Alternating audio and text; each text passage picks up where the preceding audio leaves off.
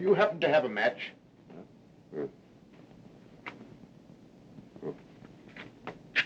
Say, where you come from? This building is closed. Thank you. We'll have you the correct time. It is just 9 o'clock. Oh, thanks very much. Still, I don't understand.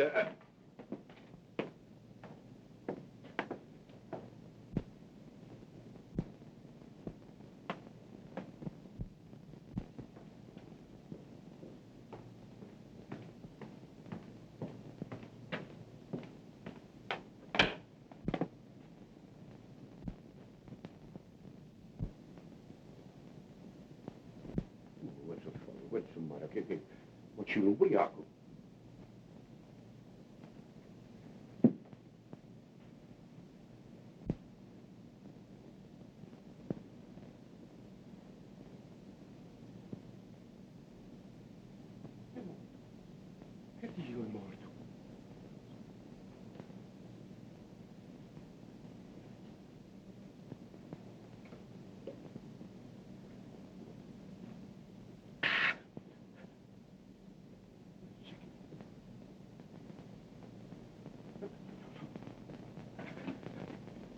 Police!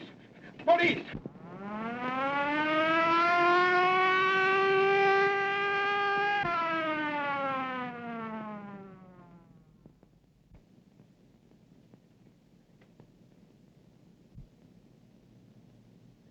Death was caused by strangulation, Inspector.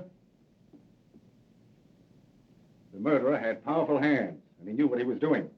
How long has he been dead? I should say about an hour. What's your name? Luigi Bacigalupa. All right, Louis. What do you know about this? Me? I don't know nothing. I only know what I say over the phone. Well, let's have your story. Well, I knew something terrible was going to happen tonight. So you knew something, huh?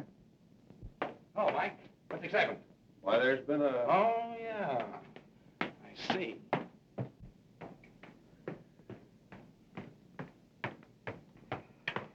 Hello, Kitty. Come on, Casey, give. I got a date with Inspector Riley. Sure you have. Only Riley don't know it. You go on in and tell him. Then he will know it. Come on, scram. Now, you know Riley always lets me in on a murder. How'd you know this was a murder? Easy. I made a quick checkup on the population of the city and found out we were one short. Yeah? Well, if you don't get out of here, we're going to be two short. Ah, you admit it. I'd be victim number 2, so who was number 1?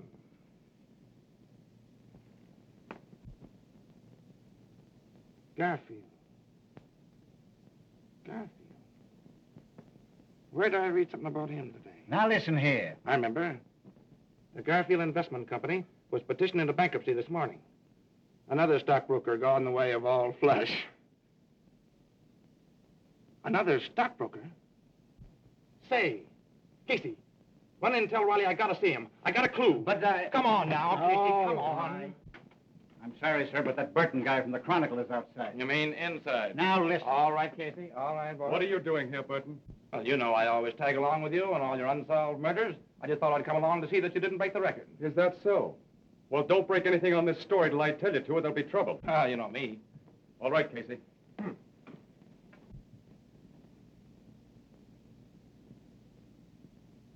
Strangled, huh? Just like the other cases. Yeah, that's not the only similarity either. When the murderer was leaving the building, he asked the janitor for a match and the time. Yeah? The fourth case we've had just like this in a month. Clues are all the same, and they lead no place. I think we've got a clue. What do you mean? Has the fact taken residence in your cranium that Garfield is the stockbroker, and that the other 3 victims of the recent murder cases were also stockbrokers? Where does that get it? Why, gives a tip on the kind of man to look for. Instead of wasting your time on thugs, you can concentrate on the clients of Garfield and the other stockbrokers. See, if we're going to suspect everybody in this country that saw on stockbrokers, we're going to be getting out indictments for half the population of the United States. Hogan's right, as usual. Your theorizing's okay, kid, but I'm with the inspector. We got to start with Bucci Galacci or Lacci. Oh, Louis. He got a swell peek at this guy as he left the building. I'm going to take him down to headquarters and let him drag an eye through the rogues gallery.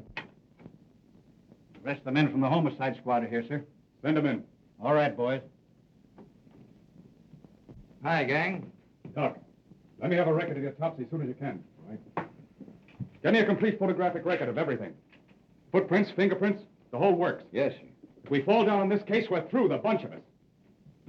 And as for you, Mug, when you write this up, use only the barest details. I don't want them to know anything we found out. Say, Sherlock, I can write all you found out on a postage stamp and still have room on it to do a jigsaw puzzle. Is that so? You seen you?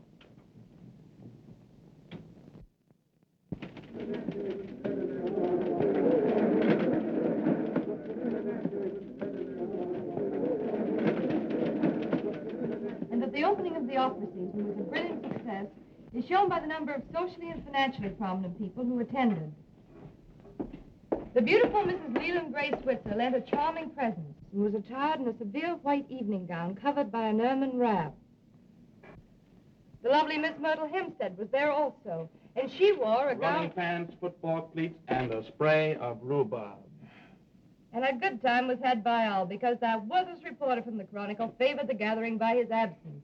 As to what he was wearing, he was just wearing on everyone.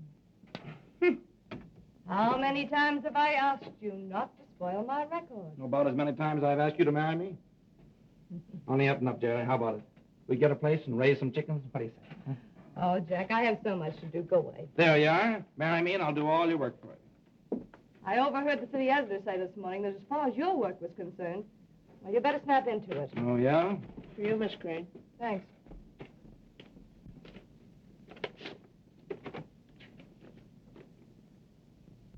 Love letter, huh? No, it's from Mother. Same old thing. Doctors, bills. I just can't seem to get anywhere. You're carrying too much of a load, kid. Why don't you let me help you? No, Jack. I couldn't do that. But if we got married, I'd have the right The to. right to let me saddle you with all my burdens. Is that it? Say, nothing connected with you could be a burden. You know I'm crazy about you. You've got enough on your shoulders looking after yourself, Jack. What's the matter? Don't you think I'm going to get any place? Not unless you settle down to some sort of serious work. You know, you can write a story with more punch and drama than anybody else in the game. Yet all you do is waste your time in sensationalism. Murders, kidnappers, frame-up, scandal. Well, these guys like Winchell don't do so bad. You're no Winchell, yes. Say, the only difference between me and Winchell is that he's been around more places than I have. But I'm catching up on him fast. Mm-hmm. Yeah. What do you think of the swell little murder we had last night, huh? Now, there you are. You would think that a murder were a show or something. Well, this one's going to be a show. It'll rock the town before it's through. Well, well, Philo Vance himself, in person. Good morning, Miss Crane. Good morning, Hogan. A little bit out of my precinct this morning, but I feel awful good just having solved the Garfield murder. You solved it. Why, you credit-snatching flatfoot. You know it was my idea to have the janitor look through the pictures in the morgue room. Say, if I hadn't agreed to Louis coming down to the Chronicle, what good would your hunch have been? You mean they've caught Garfield's murderer? Yeah, got him in jail now. Congratulations, Mr. Hogan. That was pretty quick work, wasn't it? But listen to me, they'd had that guy in the Who's Go 6 hours sooner. Say, what's the matter with you? I come down here to tip you off to a scoop and you treat me like a relative or something. All right, how much is it going to cost me? That is outside my car and my next year's salary. No, I just wanted to see if you got the name right. Terrence Aloysius Hogan. All right, Hogan. You're not a bad guy. I guess you deserve a break. Yeah, spell that middle name right. It's Aloysius. Aloysius. Sure. How could I miss it? Aloysius. On the way down, I picked up a picture. Thought you might need it. Oh, yeah, I forgot about that. I could have got one from the morgue room, but probably there's a later picture. Yeah, that's a later when it's... Say, what is this? I thought you were going to give me a picture of the murderer. Why, if we print this, they'll prosecute us for libel in the human race. Why don't you let Miss Crane run it in the society cover? Be a sensation. Hey, listen. When Riley hears about this, you won't get within 10 miles of the next murder. All this guy does is run around solving crimes and taking the credit away from the police.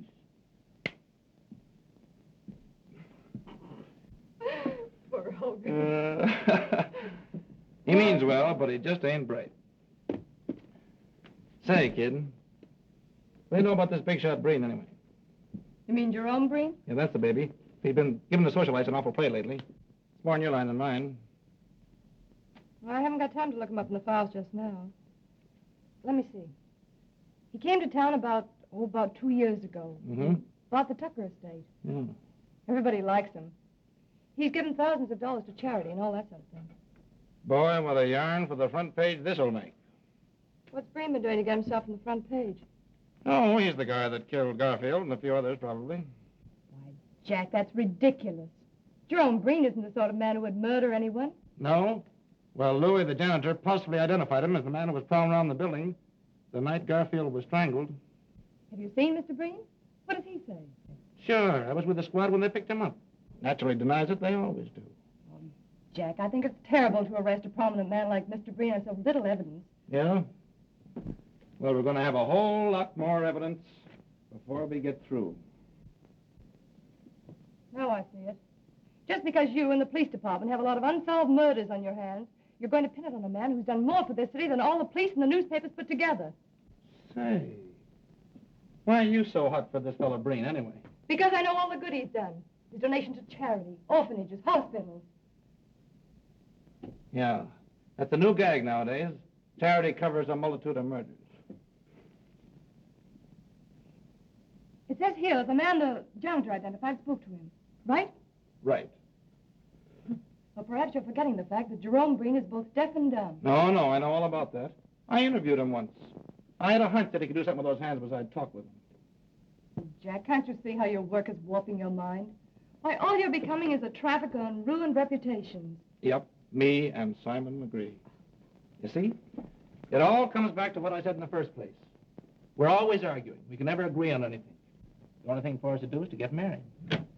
With your cruel attitude towards people, I wouldn't marry you if you were the last man in the world. Baby, if I were the last man in the world, I'll say you wouldn't marry me. You'd be run over in the stampede. Why, you...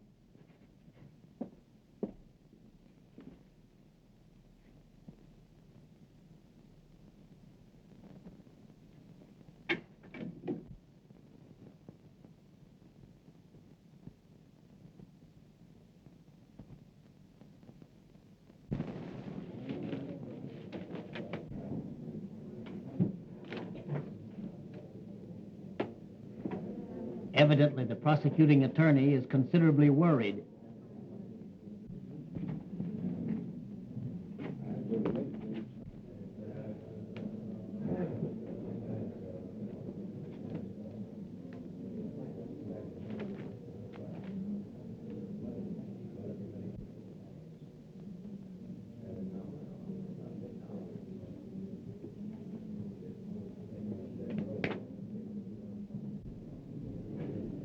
Mr. Breen says that if the prosecuting attorney has any hopes of winning the case, he should be worried.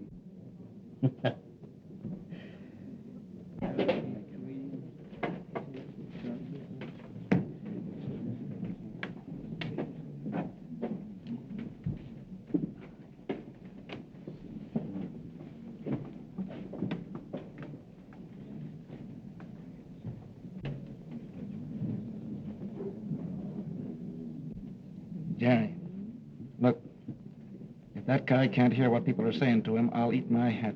Oh, don't be silly, Jack. Why, all intelligent deaf people are lip readers. Oh, yeah? What do you think, Chief? Will they get a conviction? I don't know, Hogan. It's got me. All the state has to go on is the testimony of this janitor.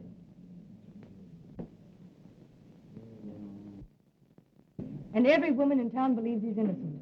Why, I was talking to the president of the Ladies' Auxiliary, and even she said that this trial was nothing more than persecution. Well, I don't blame them. They've been reading those soft soap articles of yours about poor Mr. Breen. But what about your stories? Calling him the Sphinx and everything. Well, Hey, the Supreme Court of New York now in session. The Honorable George Warren, Judge, presiding. Be seated. Continue.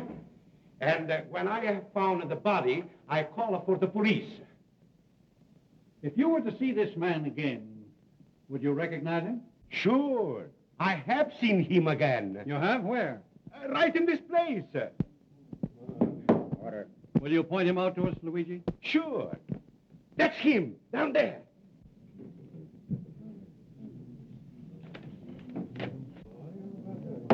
Order.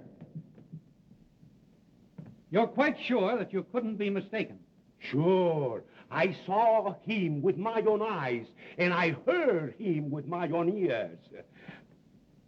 That's all. Your witness.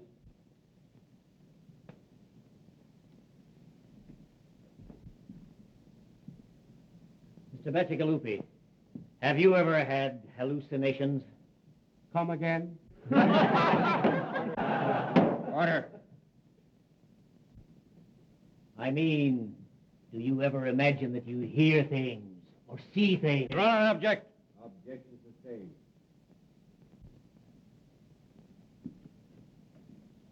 Mr. Bacigalupi, you are positive that you heard Mr. Breen speak to you? Yes, sir. Suppose I should prove that it would be impossible for Mr. Breen to speak. Was you there? Order. What would you say if I tell you that we're going to prove that Mr. Breen is deaf and dumb?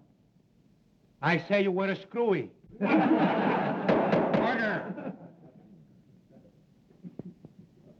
You take a drink now and then, don't you? Sure. I have the cold almost all of the time. It was cold the night of the murder, as I recall. Maybe you took a few drinks of whiskey to warm you up. No, sir. No. Think now.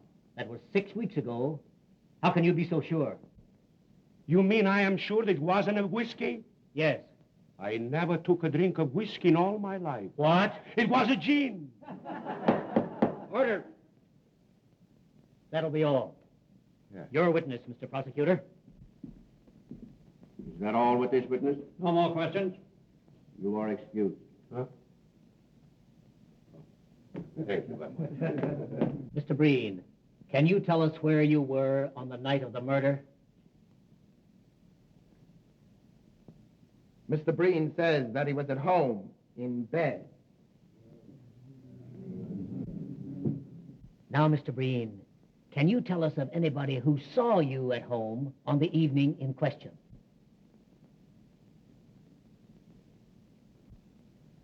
Mr. Breen says that I was at his house at the time.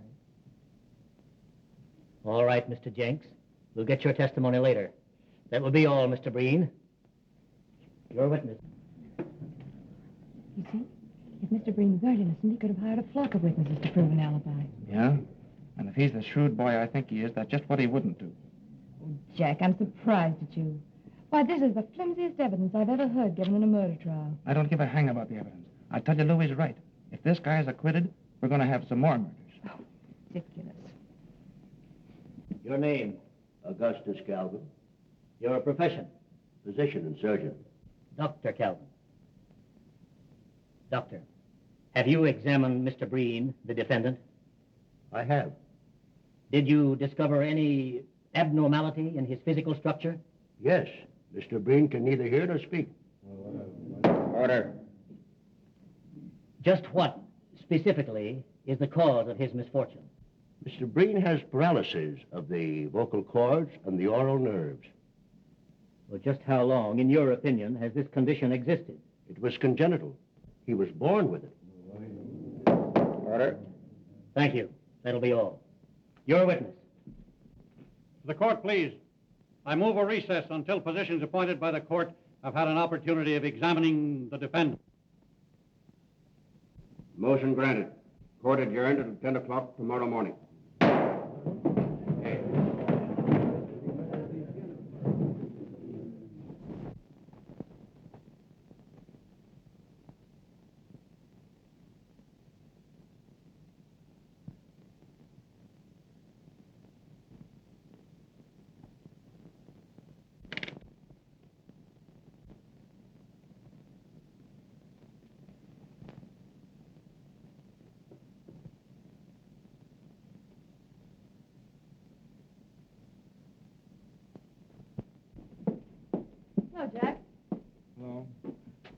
I'll bet you're enjoying that more than any story you ever wrote.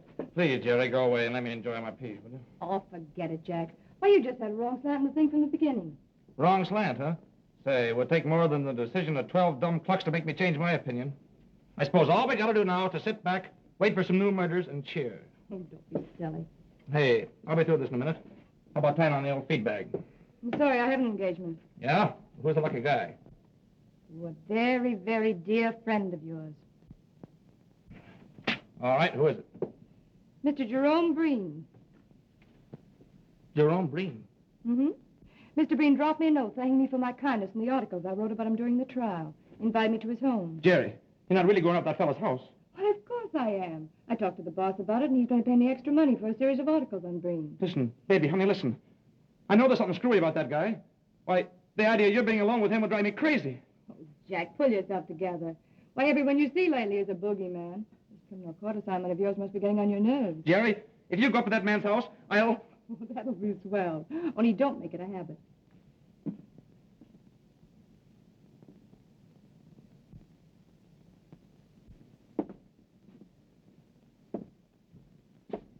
You, Mr. Burton?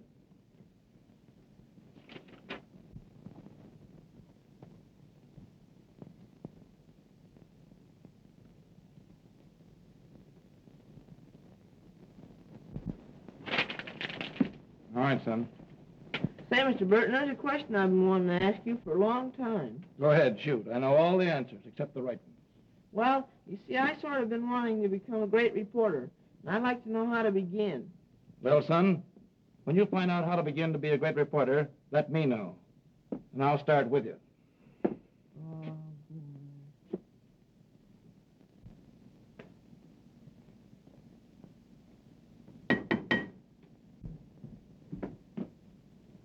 How do you do?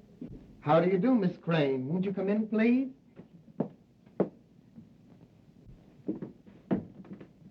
If you please.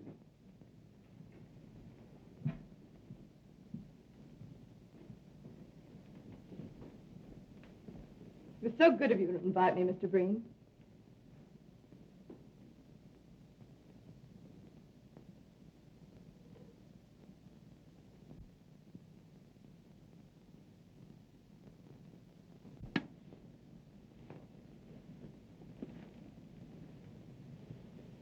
It's a lovely house you have here.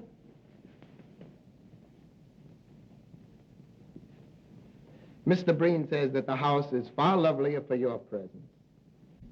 I certainly wish to congratulate you on your acquittal, Mr. Breen. The whole thing was preposterous.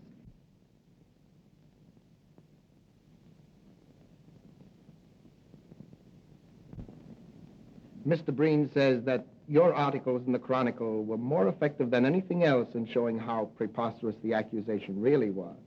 My. If these compliments continue, I'm sure I'm going to be so conceited I won't be able to write a good interview.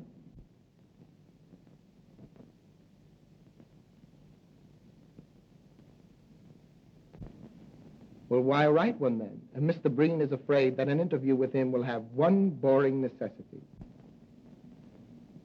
I don't understand.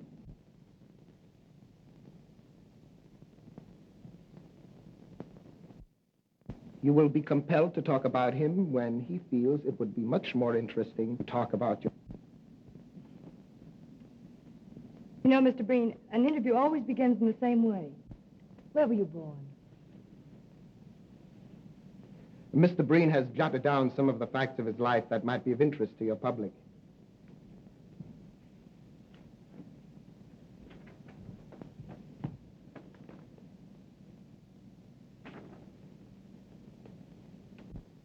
You may use the material in any way you see fit. Why, this is splendid. It'll be a very good beginning for the series of articles I have in mind. Mr. Breen says, and now you have no alternative except to talk about yourself. And now, Miss Crane, if you will pardon me, I shall make the tea.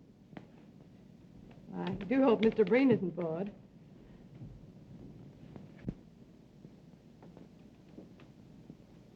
Hey, Tony, Yes, Lloyd. fill him up again. This, 3 points and 2 fifths. Pretty good, eh? Okay, Lloyd.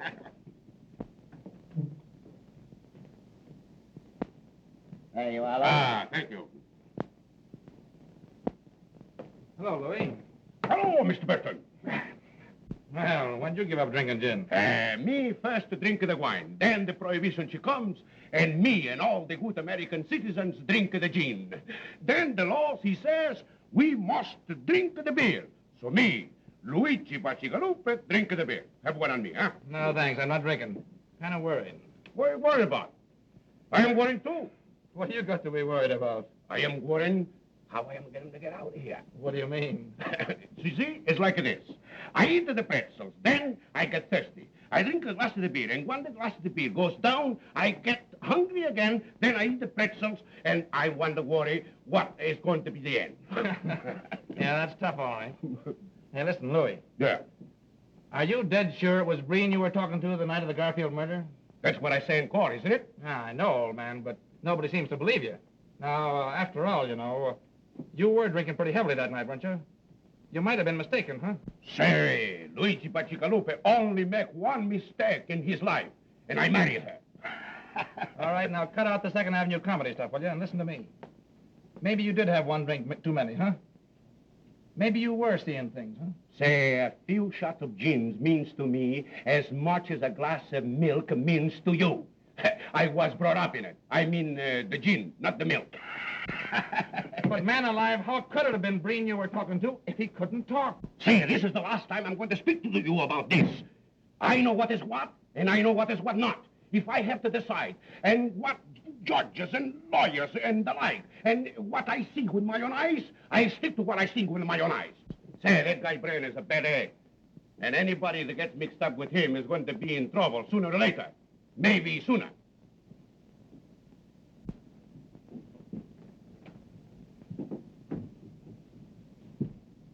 I don't believe Mr. Breen was expecting you, Mr. Werner. Well, I've got to see him. I'll wait. All right? But you must meet Mother sometime, Mr. Breen. I know you'd like her.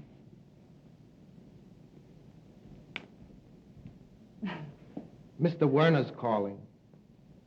Oh, I had no idea it was so late. I simply must be going.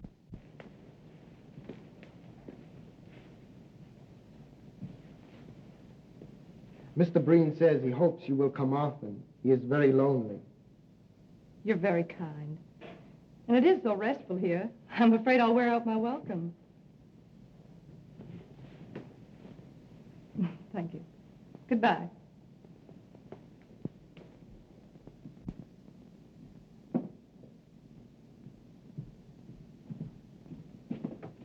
Good afternoon, Miss Crane. Goodbye. I think Mr. Breen will see you now. You bet he'll see me. If he knows what's good for him.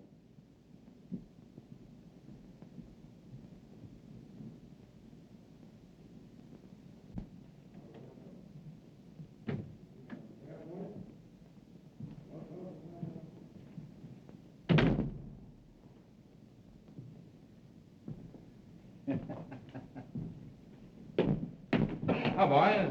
Hello, Hogan. Rally in. Yeah, he's in. You better stay out. What's the matter?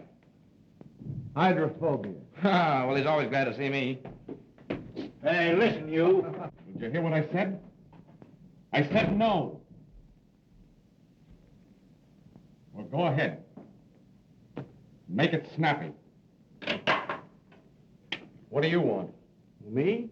Oh, I just dropped in for a drink. Do you know better than to drop into a police station for a drink? I don't know what this country's coming to when a guy can't get a drink in a police station. Come on, Scram, I'm busy. That's all right. You're not bothering me.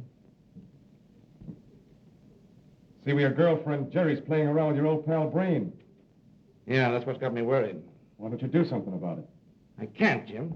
I've talked to her till I'm blue in the face, but you know how a dame is. The more you knock a guy, the more she's for him. I'm sorry for you, kid, but I get grief of my own. I'm not in so strong with the police commission. Hey, Chief, there's a Mr. Werner here to see Burton. Werner? To see you? Oh, yeah, I forgot to mention it. I told him to meet me here. Say, what do you think this place is, a reception room? Listen, Jim, this guy may have a clue on the Breen case. He called me at my office, but I couldn't see him there on account of Jerry. Well, It's about the reward that my boss offered on the Garfield case, see? I wanted to hear him in case he has anything important to say. And what am I supposed to do? Play stenographer and take down a report of the conversation? No. You go in the other room and listen. I don't think a full view of that mug of yours will make anybody inclined to talk. Oh, is that so? Show him in, Casey. Huh?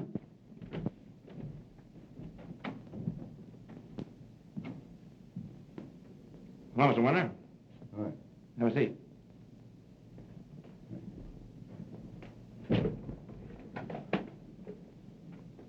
I hope you don't mind my asking you to come here, but you see, there are reasons why I couldn't have you at the Chronicle.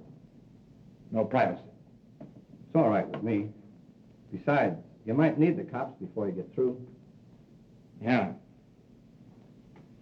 Well, Mr. Winter, what do you know? What do you know about Breen? And I know anything about Breen. I'm only a stockbroker's clerk. But I keep my eyes open. Yeah, but I thought that... I said I knew somebody connected with the Garfield murder. And maybe a few others. Well, as I told you over the phone, if you give us the right tip, there's $5,000 in it for you. Now get this, Burton. I've got a date tonight with a certain party. If he treats me right, there's no story. Well, where do I come in? You're going to be at my house at 8:30 tonight for $5,000. Either I tell you the story and get the dough, or it's no sale. But there's the address. Remember, 8:30. Oh, and another thing. If you should get there before me, don't say anything to my mother. She thinks the party I'm dealing with is on the up and up.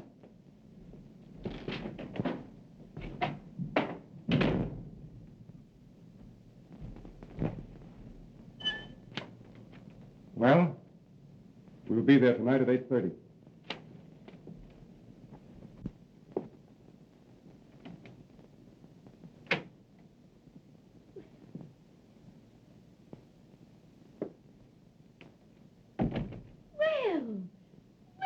Mr. Breen, I didn't know Dave was expecting you.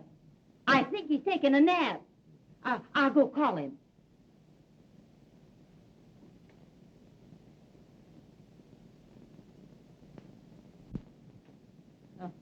Yes, upstairs.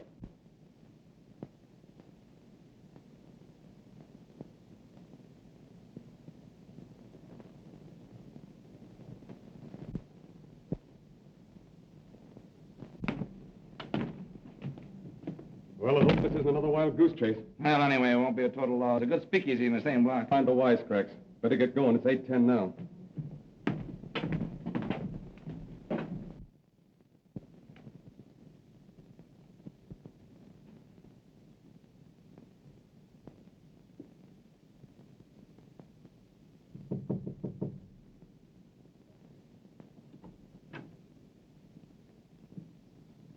Mrs. Winter, do you happen to have the correct time?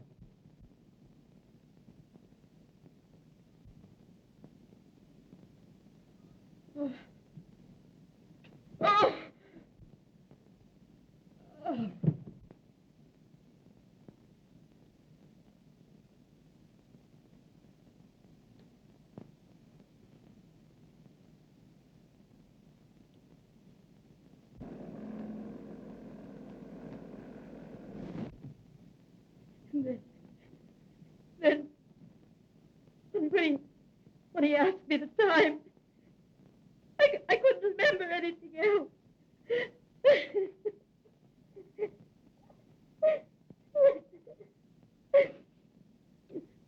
Oh, let me go up to him. Oh, you mustn't do that, Miss Werner, please.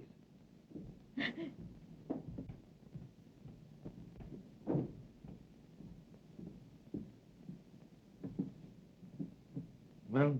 Same as the others. He's dead. I knew it. I knew it! Oh. Oh.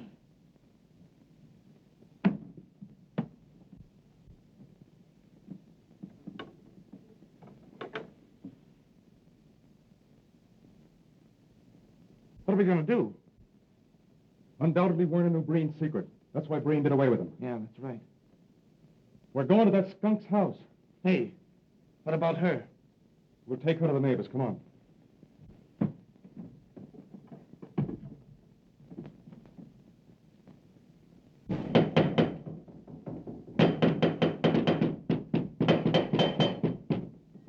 Breen? Why, he... Come on, Ron.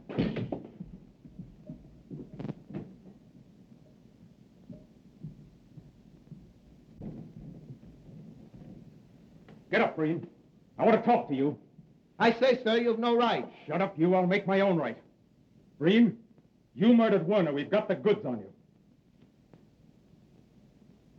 Mr. Breen says you'll talk to him civilly or you'll leave his house. I'll talk to him civilly with a poke in the snoot. Breen, a man named Werner was murdered tonight. His mother will testify that you did it.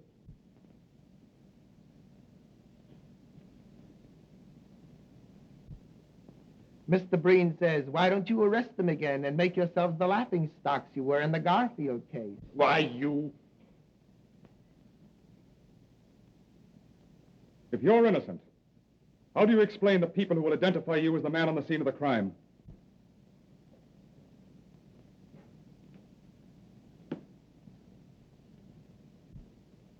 Mr. Breen says, if you look at the matter calmly, it is easily explained. The watchman on the Garfield case was obviously drunk and might have identified anyone. And Mrs. Werner, after her son was murdered, probably had an hallucination caused by what she'd been reading in the papers.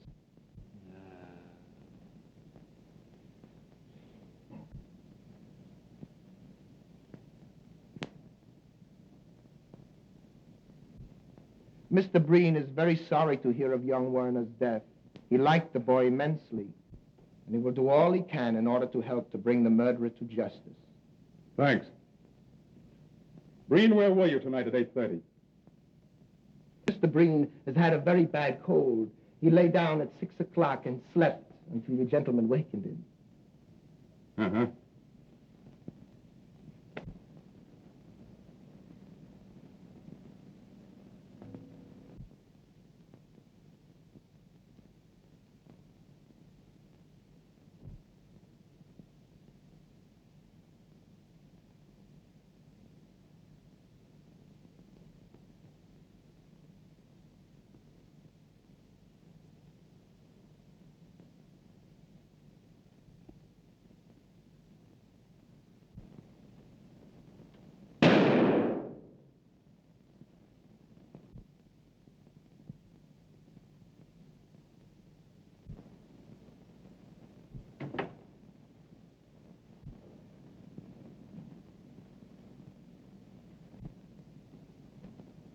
Say, why should Breen have a piano if he can't hear music?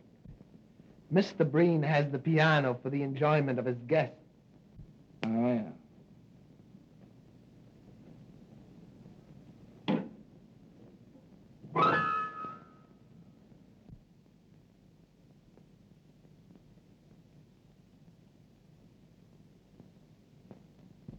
Come on, Jack. There's nothing else for us to do here. Good night, Mr. Breen. I'm sorry we disturbed you.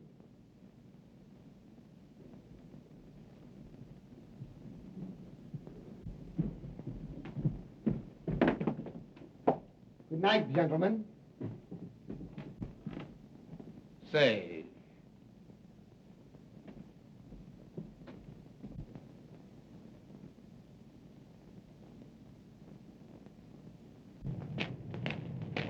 what do you make of it, Jim?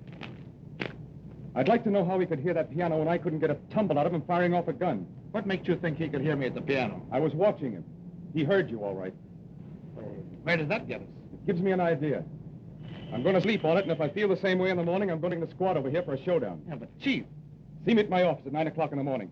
Well, listen, can't you give me a tip of some kind? Don't want to discuss it. That's all I've got to say. Well, listen, you know, I've been...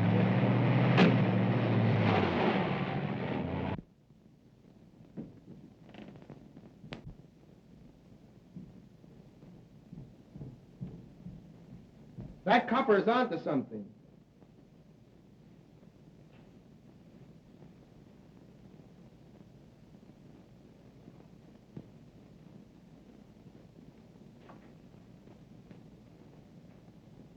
I also found out that reporter guy is sweet on the Crane dame.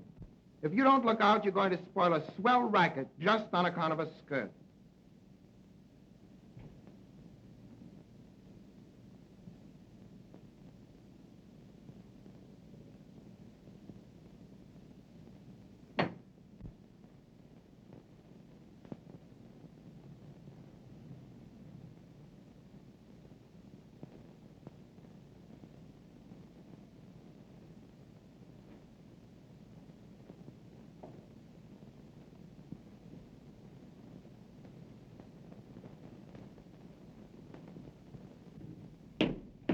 Hi, boys.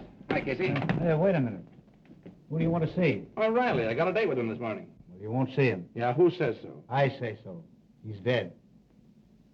Riley. Dead? Yeah. The chief was found murdered early this morning.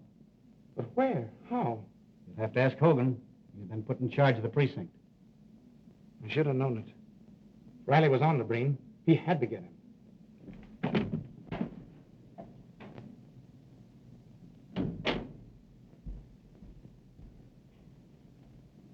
Hogan, how did it happen? Tell me about it. Riley's wife found him in bed, 7 o'clock. Strangled, like the other guys. How could the murderer get to him? Easy. Alleyway and a fire escape leading to his bedroom window. Now I know it's Breen. Yeah? What are you going to do about it? Can't get anything on him.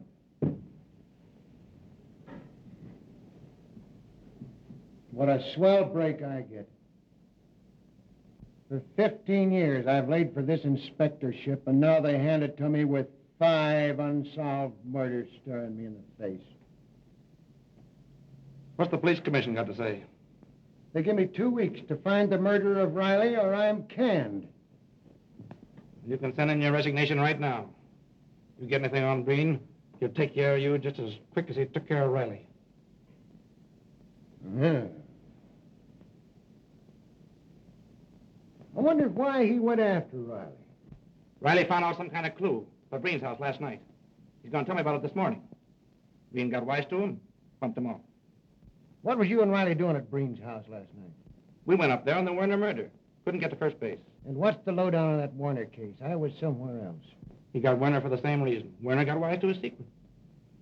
I tell you, that guy Breen's a maniac. He'll kill anybody who finds out about him. I wonder who else might stumble on to that guy's secret. We might just as well tip him off to stay away.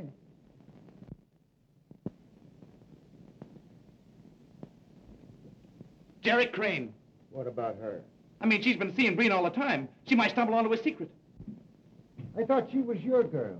She used to be until this guy started working on her, hypnotizing her. I gotta do something. Say, wait a minute. Let me talk to her. I got away with these dames. Yeah, all right. Say, give me the Chronicle right quick. Yes, we know, but don't you realize the danger you're in? I'm sorry, Mr. Hogan, but I can't see it that way. Why, I know Mr. Breen better than any of you. He couldn't possibly be guilty of the things you're talking about. But, Jerry, dear, don't you understand? We've been working on this thing. We can see things you can't. Jack, you should know better. When people go snooping around with wild ideas in their mind, the first thing you know, they begin to believe them. As a matter of fact, you're asking me to believe the rottenest things about one of the finest men I've ever met. We're not asking you to believe a thing. All we want you to do is to stop associating with Breen. What do you mean, associating with Breen? Well, everybody's been talking about it. It's even been in the newspapers. All these visits you've been making to his house. Which only means that the gossipers and columnists in the other papers are following in the footsteps of Mr. Burton of the Chronicle. You're very foolish. Risking your life for a woman's whim. Why, this is no whim, and Jack knows it very well. I'm writing a series of articles on Mr. Breen. I'm being well paid, and I need the money badly. All right, then, chuck your articles. I'll give you what you need. We've been through all that, Jack. How many more articles have you got to write? You've written a dozen now for a guy who doesn't even rate a short obituary. Well, that's really my business. Supposing I make it my business. Now, see here, Mr. Burton. I like Mr. Breen, and I'm going to see him whenever I want to. But, Jerry, listen, honey, don't go now. Have dinner with me and talk it over. As a matter of fact, I'm having dinner with Mr. Breen. What? Don't you realize that bird has bumped off 2 men in the last 24 hours? Don't that mean anything to you? What? Yes.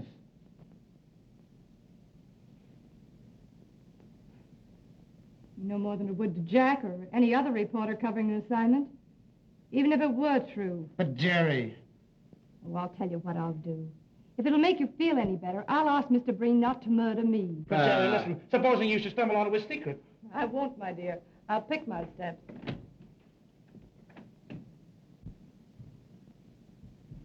Hogan, I don't care what she says. She's liable to go up in the house tonight and never be heard of again. Send Casey in here. We've got to do something. Calm down now and let me handle this, will you? You want me, Chief? Yeah, I want you and Sullivan to watch that Breen house. Jerry Crane's going over there tonight. If anything suspicious happens, telephone me here. Oh, thanks, Hogan. You're a pal. I'll go along with the boys and help them cover the house. Yeah, and I'm going to get into a jam over this. It's against the commissioner's order to have anybody watching us as suspected of a felony. Felony? Say, what do you think this is, a picnic? I don't like dames. I never did like dames. I'm going to get canned for protecting one when I ought to be giving her a good swift kick in the slacks. You're right, Chief.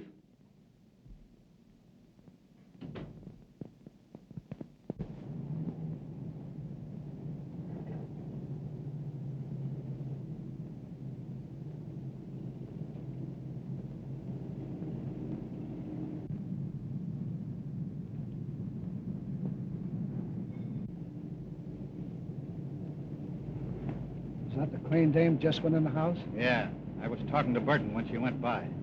Just our luck. She's a good-looking dame. We're liable to have to wait here for hours. Well, it's Hogan's orders. We better keep circling the block.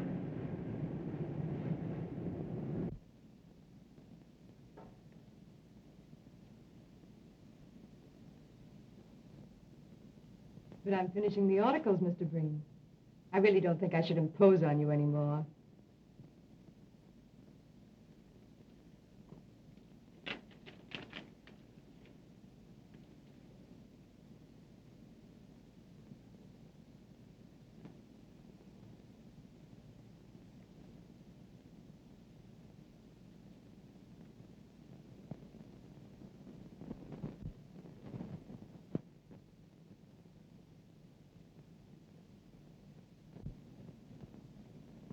I can't see any reason why I should stop coming up here.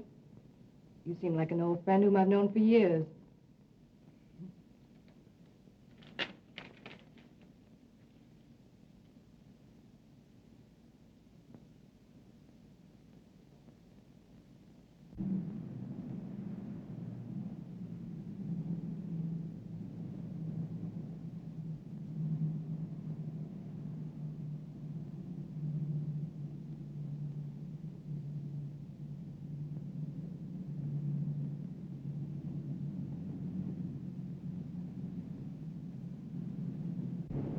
Got a cigarette, Casey?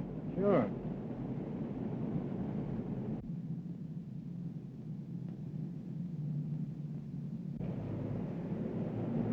Better walk on. I got a hunch that guy spotted us. Well, so long. So long.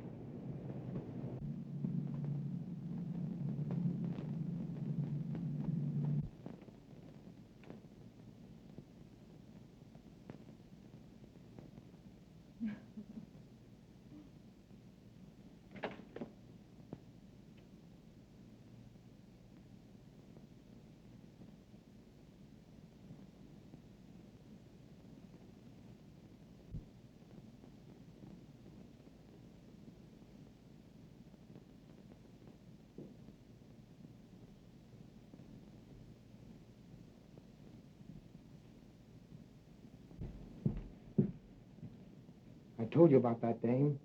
There are a couple of dicks outside watching the house.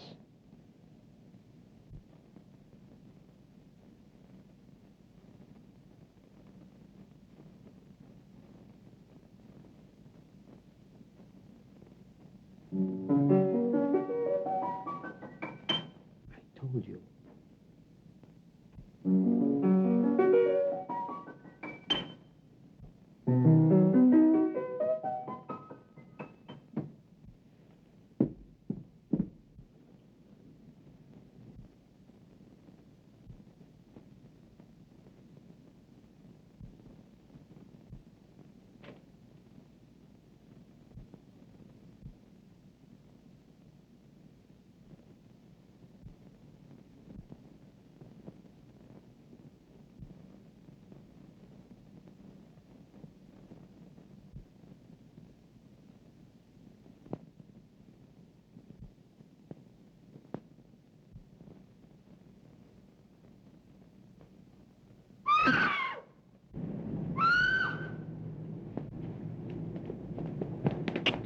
Phone Hogan. Come on, Casey. Quick.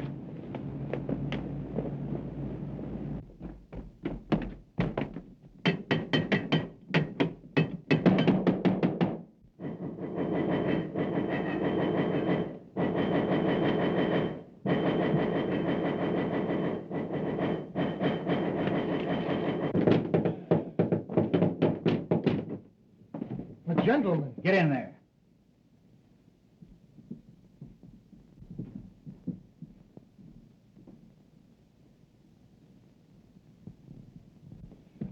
Where's Jerry Crane? Now listen here, You shut up. What have you done with her? Casey, I'm going to search the house. Keep these two birds covered. Right.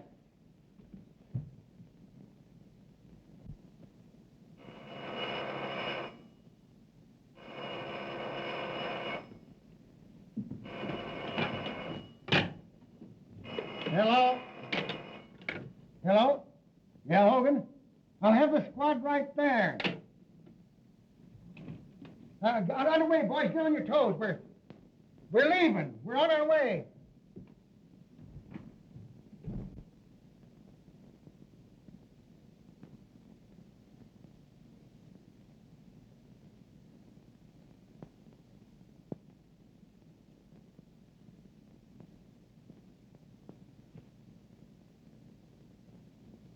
Hey, do you think I'm going to believe any of that junk you've been writing? Now, look here, I'm going to get the truth out of you if I have to choke it out of you.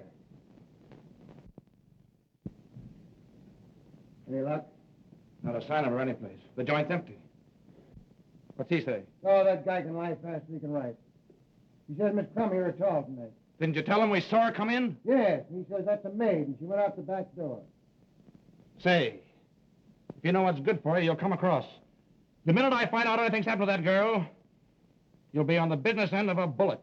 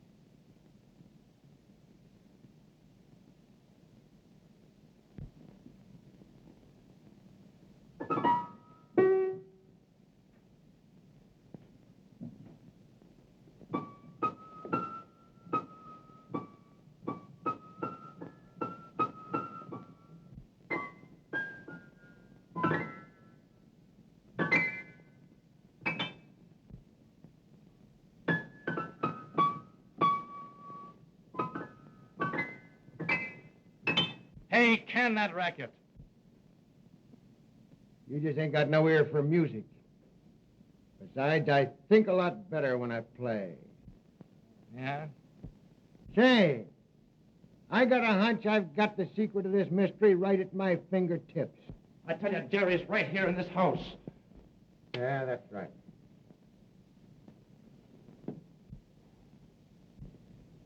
Say, didn't Riley say something about getting a clue around here?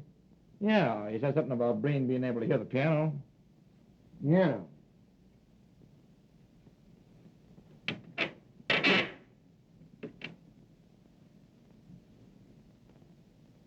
Well, I don't know what kind of a clue he'd get out of that. Yeah. Whoopsie.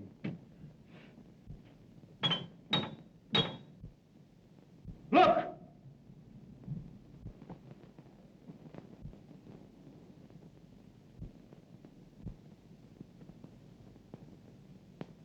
Get that guy!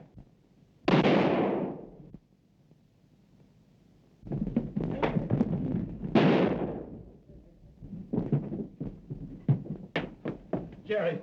Take it easy. You all right? I'm just a bit shaky.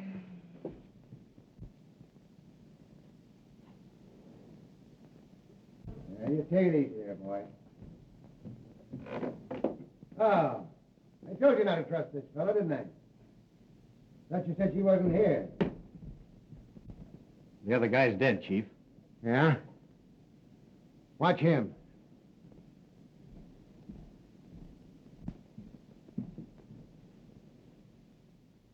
Well.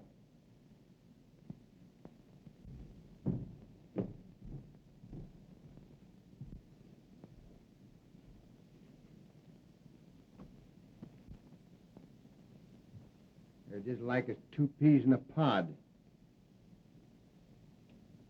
They can't both be deaf and dumb. I wonder which one of them we plugged.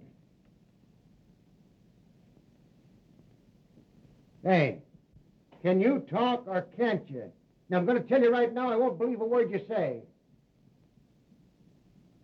All right, gentlemen. I'm ready to talk. It's my duty to tell you that anything you might say will be used against you. Nothing will ever be used against me. No? Well, begin, and don't talk so much. Well, we're waiting. The mystery of the Sphinx, as you gentlemen of the press have done me the honor of calling me, should now be really quite obvious. Whenever I found it necessary to remove an obstacle, it was quite simple to establish a perfect alibi.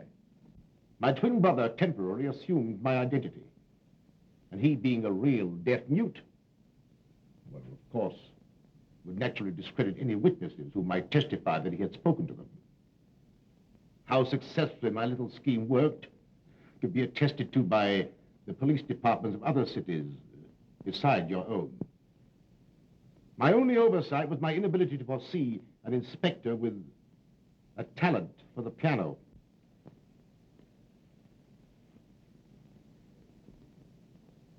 So you admit that you got Garfield, eh? Unfortunately, I did. I formed a stock pool with 4 other brokers with Garfield. They didn't like the way I did business and threatened to go to the district attorney. Well, I had to protect myself. Why, of course. And Werner and Riley, what about them? Werner was a skunk. He tried to double-cross me. Riley got suspicious about the piano. And Jenks, was he in on this? Where is that guy? Jenks is miles away by now. Suppose you ask him. You won't talk, eh? Well, suppose we get going before you get a chance to get miles away. Snap 'em on him.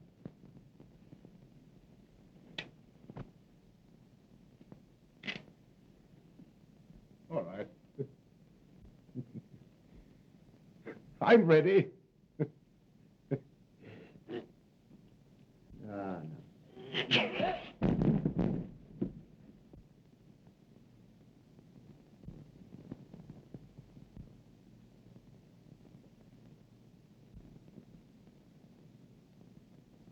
He's dead.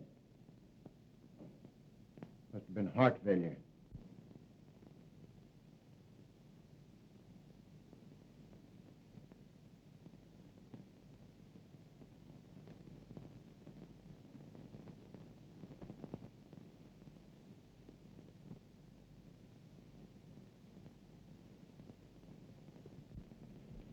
There you are.